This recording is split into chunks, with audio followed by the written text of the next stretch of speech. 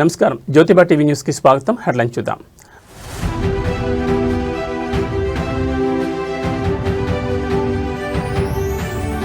AI summit దక్షిణాసియాకే గర్వకారణం. AI impact summit ప్రారంభించిన ప్రధాని మోడీ.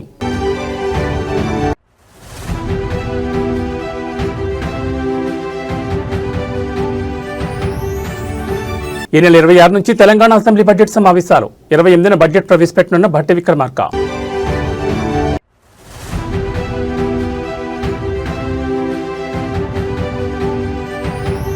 ఢిల్లీలో తెలంగాణ కాంగ్రెస్ సమీక్ష. 2 ఏళ్ల పాలనపై హైకమాండ్ రివ్యూ.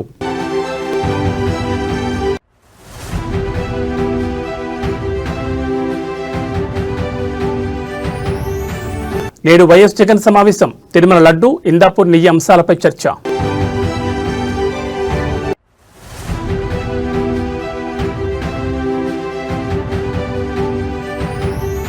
Police versus సంబటి. బయటకొచ్చిన వెంటనే మళ్లీ మొదలైన రచ్చ. ఇక వివరాలు చూస్తే ఏఐ సమిట్ నిర్వహణ భారత్కే కాదు దక్షిణాసియాకే గర్వకారణమని ప్రధాని మోడీ అన్నారు. ఢిల్లీలోని భారత్ మండపంలో ఏఐ ఇంపాక్ట్ సమిట్ ని ప్రధాని మోడీ ప్రారంభించారు.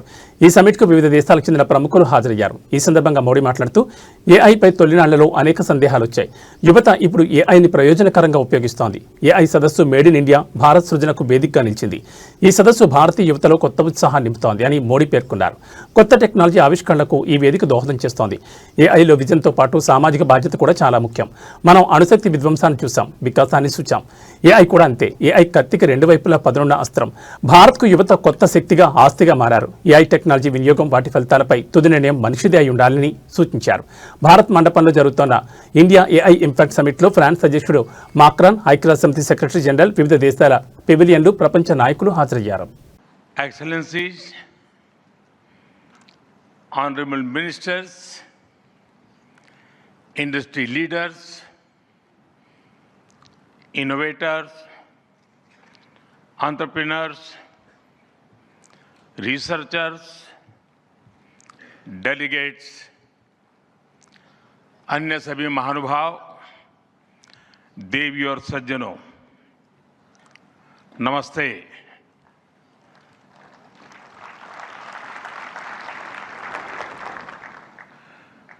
दुनिया की सबसे बड़ी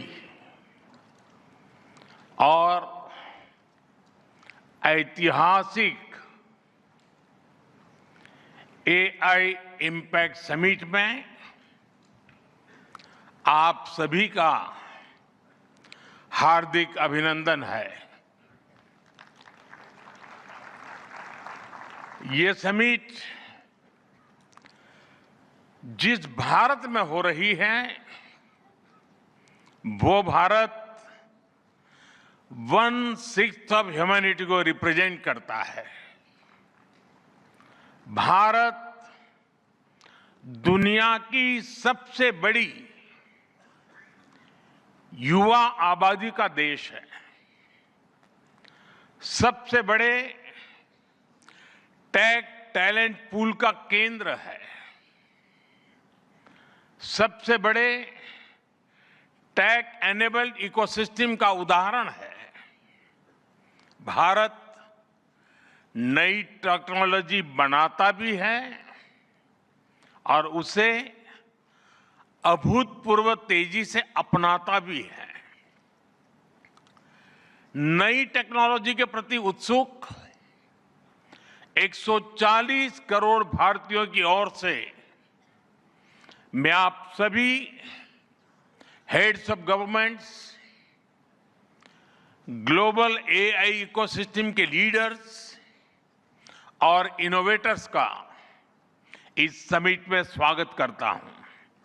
आपका आभार व्यक्त करता हूं। इस समिट का भारत में होना भारत के साथ ही पूरे ग्लोबल साउथ के लिए गर्व का विषय है। इस समिट में एआई जगत के हुज हू यहां पर मौजूद है। दुनिया के 100 से ज्यादा देशों का रिप्रेजेंटेशन दुनिया के कोने कोने से यहां आए महानुभाव इसकी सफलता को नई ऊंचाई पर ले जा रहे हैं। इसमें यंग जनरेशन की जो उपस्थिति हमने देखी है वो एक नया विश्वास पैदा करती है। आमतौर पर नई टेक्नोलॉजी को लेकर कुछ लोगों में शुरुआती में संदेह होता है, लेकिन जिस तेजी और भरोसे के साथ दुनिया की युवा पीढ़ी एआई को स्वीकार कर रही है, उसकी ओनरशिप ले रही है, एआई का इस्तेमाल कर रही है, वो अभूतपूर्व है। यहां एआई समिट की एग्जीबिशन को लेकर भी बहुत उत्साह रहा है। खासकर यंग टैलेंट और जिम्मेदारी भी उतनी ही बड़ी निभानी है। वर्तमान पीढ़ी के साथ ही हमें इस बात की भी चिंता करनी है कि आने वाली पीढ़ियों के हाथों में हम एआई का क्या स्वरूप सौंपकर जाएंगे। తెలంగాణ రాష్ట్ర శాసనసభ బడ్జెట్ సమావేశాలకు రంగం సిద్ధమైంది. ఈ నెల 26 నుంచి అసెంబ్లీ సమావేశాలు ప్రారంభించాలని రాష్ట్ర ప్రభుత్వం నిర్ణయించింది. ఈ మేరకు కసరత్తు పూర్తి చేసిన ఆర్థిక శాఖ బడ్జెట్ ప్రతిపాదనలకు తుది మెరుగులు దిద్దుతోంది. ఇక ఆర్థిక మంత్రి డిప్యూటీ సీఎం బల్లుమట్టి విక్రమార్క ఈ నెల 28న శాసనసభలో 2026-27 ఆర్థిక సంవత్సరానికి సంబంధించిన వార్షిక బడ్జెట్ను ప్రవేశపెట్టనున్నారు. గత బడ్జెట్ కంటే ఈసారి కేటాయింపులు భారీగా ఉండే అవకాశం ఉందని సమాచారం. ముఖ్యంగా సంక్షేమ పథకాలు, మౌలిక సదుపాయాల కల్పనకు ఈ బడ్జెట్లో పెద్దపీట వేయనున్నట్టు తెలుస్తోంది. బడ్జెట్పై సమగ్రంగా చర్చించేందుకు వీలుగా సమావేశాలను 15 రోజుల పాటు నిర్వహించాలని ప్రభుత్వం యోచిస్తోంది. సభలో ప్రతిపక్షాలు లేవనెత్తే అంశాలకు సమాధానం ఇవ్వడంతో పాటు పలు కీలక బిల్లులను కూడా ఈ సమావేశాలను ఆమోదించుకోవాలని అధికార పక్షం భావిస్తోంది. తెలంగాణ అవతరించిన తర్వాత ఎంతో మంది పేదలు నూతన రేషన్ కార్డు కొరకు ఆశగా వేచి చూసినా గత ప్రభుత్వం వారిని పట్టించుకోలేదు. కనీసం కొత్త కుటుంబ సభ్యుల పేర్లను కూడా రేషన్ కార్డులో జత చేయలేదు. ప్రజల ఆకాంక్షలు గుర్తించిన మేము అర్హులైన వారందరికీ రేషన్ కార్డులు ఇవ్వాలని, వారికి సన్నబియ్యం కూడా ఇవ్వాలని, నూతన రేషన్ కార్డులు జారీ మరియు అదనపు కుటుంబ సభ్యుల పేర్లను నమోదు చేసే ప్రక్రియ ఈ సంవత్సరం జనవరి 26 నుండి ప్రారంభించాం. పౌర సరఫరా శాఖకి ఈ బడ్జెట్లో 5,734 కోట్ల రూపాయలు ప్రతిపాదిస్తున్నాం. సీఎం రేవంత్ రెడ్డి నేతృత్వంలోని కాంగ్రెస్ ప్రభుత్వం ఏర్పడి 2 ఏళ్లు పూర్తయిన సందర్భంగా ఏఐసీసీ ఇవాళ ఢిల్లీలో రాష్ట్రంలో పాలనపై రివ్యూ చేపట్టనుంది. మల్లికార్జున్ ఖర్గే, రాహుల్ గాంధీ, కేసీ వేణుగోపాల్ ఆధ్వర్యంలో జరగనున్న ఈ భేటీలో రాష్ట్రానికి చెందిన మంత్రులు, కీలక నేతలు పాల్గొబోతున్నారు. 2023లో అధికారంలోకి వచ్చినట్టు నుంచి అమలు చేస్తున్న 6 గ్యారంటీలు, సంక్షేమ పథకాల అమలు తీరును హైకమాండ్ విశ్లేషించనుంది. ముఖ్యంగా ఇటీవలి స్థానిక సంస్థల ఎన్నికల్లో సాధించిన విజయాలు, మిగిలిన 3 ఏళ్ల కాలానికి దిశానిర్దేశం చేయనున్నారు. మార్చి 16న జరగనున్న రాజ్యసభ ఎన్నికల నోటిఫికేషన్ విడుదలైన నేపథ్యంలో తెలంగాణ నుంచి ఖాళీ అవుతున్న స్థానాలకు అభ్యర్థుల ఎంపికపై ఈ భేటీలో ప్రాథమిక నిర్ణయం తీసుకోనున్నట్టుగా తెలుస్తోంది. సామాజిక సమీకరణాలు, పార్టీ విధేయతను పరిగణలోకి తీసుకుని అభ్యర్థులను ఖరారు చేసే అవకాశం ఉంది. నైని బొగ్గుగని టెండర్ల ప్రక్రియలో అవకతవకలు జరిగాయంటూ ప్రతిపక్షాలు చేస్తున్న ఆరోపణలు, కేంద్ర ప్రభుత్వం విచారణకు ఆదేశించిన నేపథ్యంలో రేవంత్ రెడ్డి హైకమాండ్కి వివరణ ఇవ్వనున్నారు. సీనియర్ నాయకులు, మంత్రుల మధ్య తలెత్తిన విభేదాలు, పార్టీ ఫిరాయింపుల విషయంలో పాత, కొత్త నాయకుల మధ్య ఉన్న అసంతృప్తిని పరిష్కరించడంపై ఏఐసీసీ ఇన్ఛార్జ్ మీనాక్షి నటరాజన్ ఓ నివేదికను సమర్పించనున్నారు.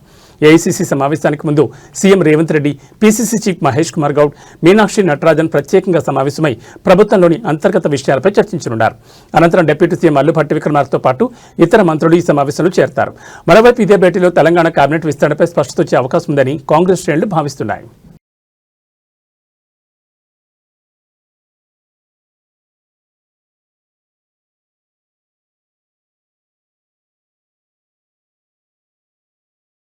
వైసీపీ అధినేత వైఎస్ జగన్ నేడు మీడియా సమావేశంలో మాట్లాడనున్నారు. తాడేపల్లి పార్టీ కేంద్ర కార్యాలయంలో మీడియా సమావేశంలో మాట్లాడనున్నారు. బెంగళూరు నుంచి విజయవాడకు చేరుకోనున్న జగన్ తాజా రాజకీయ పరిణామాలపై మీడియా సమావేశంలో మాట్లాడతారు. ప్రధానంగా ఇందాపూర్ కంపెనీ నుంచి తిరుమల తిరుపతి దేవస్థానం నెయ్యి కొనుగోలు విషయంతో పాటు తిరుమల లడ్డు విషయంలో అధికార పార్టీ చేసిన రాద్ధాంతంపైనే ప్రధానంగా ప్రస్తావించనున్నట్టు తెలుస్తోంది. దీంతో పాటు అక్రమ కేసులతో పాటు పలు భూ కేటాయింపులు, సంక్షేమ పథకాల అమలు వంటి అంశాలపై ఈ మీడియా సమావేశంలో మాట్లాడనున్నారని చెప్తున్నారు.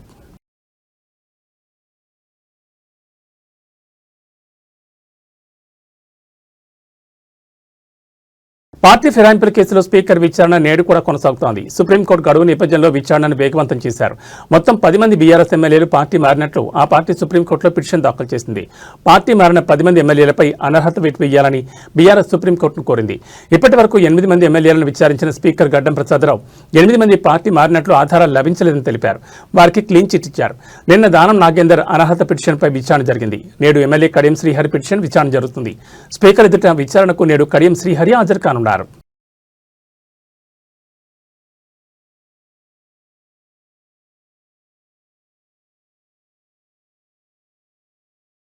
కేతనపల్లిలో కాంగ్రెస్ అప్రజాస్వామిక అహంకార చర్యలను అడ్డుకున్నందుకు మాజీ ఎమ్మెల్యే దళిత నాయకుడు బాల్కసుమన్ అరెస్ట్ చేసి నిర్బంధించడానికి తీవ్రంగా ఖండిస్తున్నామని అన్నారు.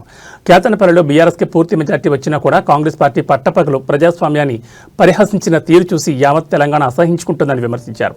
అధికార బలం, పోలీస్ బలం, ధనబలంతో చట్టాలను తొంగలో తొక్కడం కాంగ్రెస్ అరాచక వైఖరికి పరాకాష్ఠని మండిపడ్డారు. మంత్రి వివేక్ కాన్వాయ్పై దాడి కేసులో మాజీ ఎమ్మెల్యే బాల్కసుమన్ను పోలీసులు అరెస్ట్ చేశారు. ఆయనకు Mancherial first class junior magistrate కోర్టులో హాజరుపరచగా 14 రోజుల రిమాండ్ విధించారు.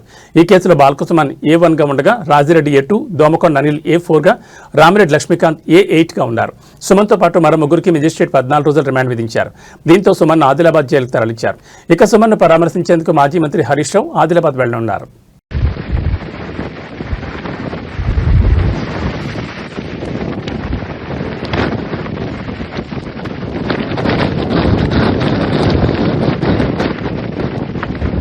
మాజీ మంత్రి అంబటి రాంబాబు బుధవారం జైలు నుంచి విడుదలయ్యారు. సంక్రాంతి లక్కీ డ్రా కేసులో బెయిల్ రావడంతో అంబటి రాంబాబు బయటకు వచ్చారు.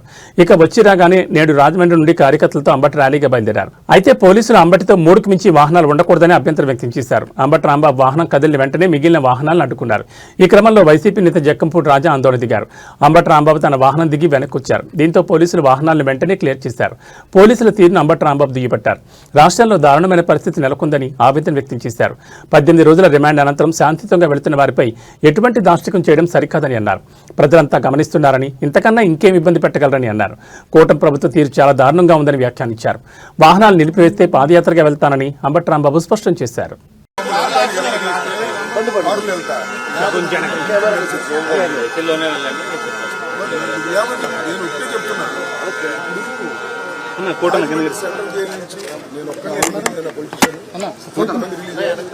వాళ్ళ ఇంటికి వెళ్ళలేదా?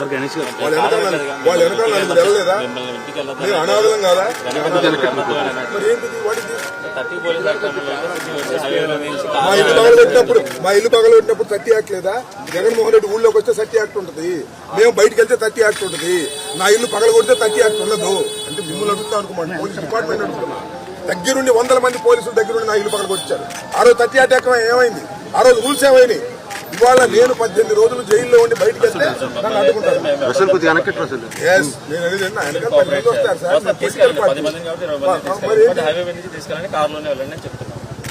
కారులో మీరు ఎలా చేస్తే కారులో వెళ్తా, లేకపోతే ఇక్కడ నుంచి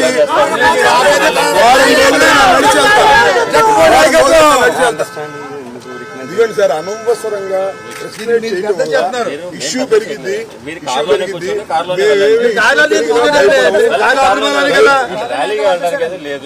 కార్లు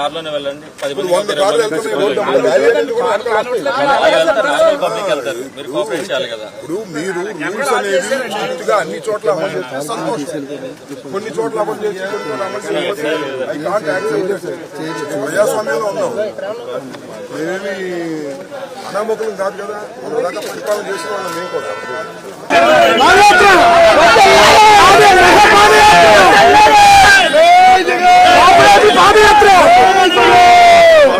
ఇంకోసారి ఆపితే మీడియా ముందు డిక్లేర్ చేసి 10 రోజులు నడిచేది.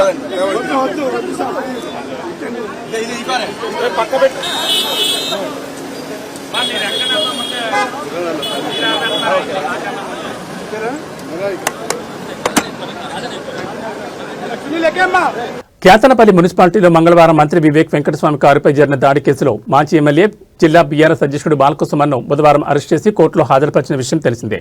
జూనియర్ సివిల్ జడ్జి జి కవిత 14 రోజుల ఆదిలాబాద్ జైల్లో రిమాండ్ విధించడంతో జిల్లా బీఆర్ఎస్ పార్టీ శ్రేణులు అరెస్టు నిరసిస్తూ గురువారం బంద్ ప్రకటించారు.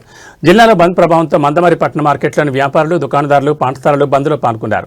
ఎలాంటి అవాంఛనీయ సంఘటనలు జరగకుండా పోలీసులు ప్రధాన కూడళ్లలో గస్తీ కాస్తూ పోలీసు వాహనాల్లో పెట్రోలింగ్ నిర్వహిస్తున్నారు.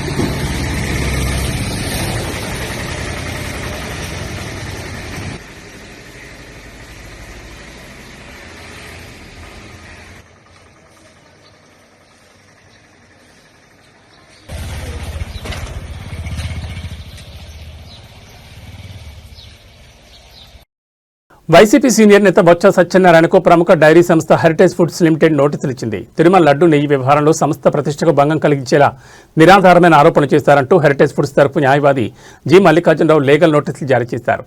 బొత్స సత్యనారాయణ నిర్వహించిన మీడియా సమావేశం ద్వారా హెరిటేజ్ సంస్థపై తప్పుడు ప్రచారం చేస్తారని సంస్థ ఆగ్రహం వ్యక్తం చేసింది.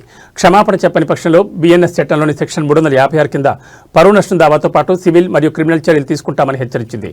మహారాష్ట్రకు చెందిన ఇందాపూర్ డైరీ హెరిటేజ్ సంస్థేనని దాని ద్వారానే గతంలో టీటీడీ నెయ్యి కాంట్రాక్టులు పొందారని బొత్స చేసిన ఆరోపణలను హెరిటేజ్ ఖండించింది. ఇందాపూర్ డైరీకి హెరిటేజ్ ఫుడ్స్కు మధ్య కేవలం ఒప్పంద తయారీ సంబంధం తప్ప యాజమాన్యపరంగా ఎటువంటి సంబంధం లేదని స్పష్టం చేసింది. హెరిటేజ్ సంస్థ 22 కంపెనీలతో కలిసి సిండికేట్కి ఏర్పడిందన్న బొత్స వ్యాఖ్యలు అత్యంత అపవాదుతో కూడుకున్నవని, ప్రజలను తప్పుదో పట్టించేలా ఉన్నాయని నోటీసులో పేర్కొన్నారు. తప్పుడు ఆరోపణలను వెంటనే ఉపసంహరించుకుని బహిరంగ బేషరతు క్షమాపణ చెప్పాలని నోటీసులో పేర్కొన్నారు.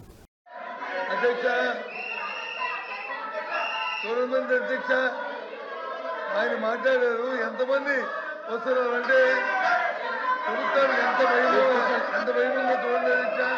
ఇవాళ నేను చెప్తున్నది ఏదైతే ఇందిరాపూర్ అనే సంస్థతో వెనక ఉండి ఏదైతే రాష్ట్రాన్ని దోచుకుంటుందో, చంద్రబాబు నాయుడు కుటుంబం ఏదైతే దోచుకుంటుందో దాన్నే చెప్తాను.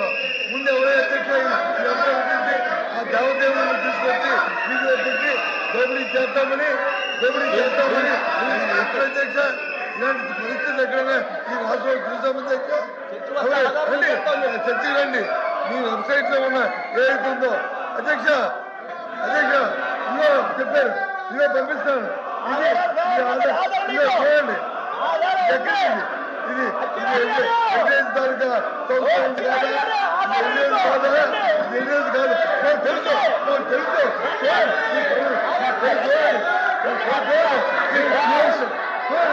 The house is adjourned for 5 minutes.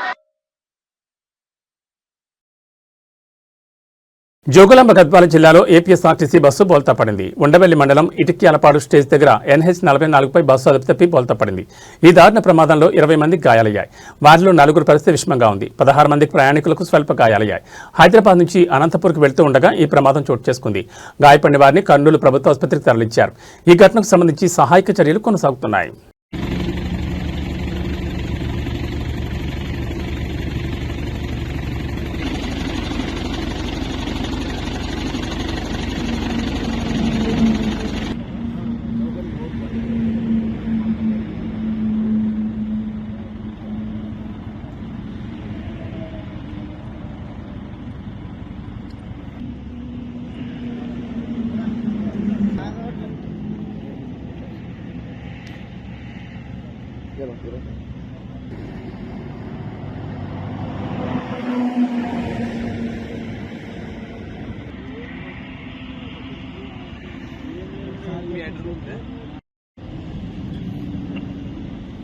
ఏపీలో భూకంపం సంభవించింది. పల్నాడు జిల్లాలో రిక్టర్ స్కేల్పై ఈరోజు తెల్లవారుజామున 3.5 తీవ్రతతో భూకంపం సంభవించింది. వినుకొండకు 20 కిలోమీటర్ల దూరంలో భూమికి 10 కిలోమీటర్ల లోతులో భూకంప కేంద్రం ఉన్నట్లు నేషనల్ సెంటర్ ఫర్ సిస్మాలజీ గుర్తించింది.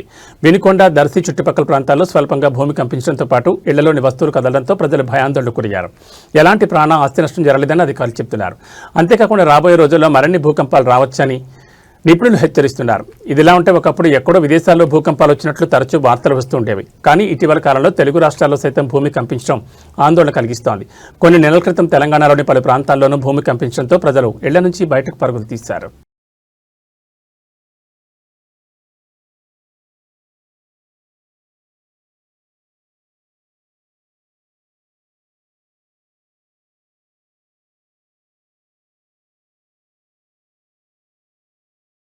ఏబీ బులెటిన్ విశేషాలు. నమస్కారం.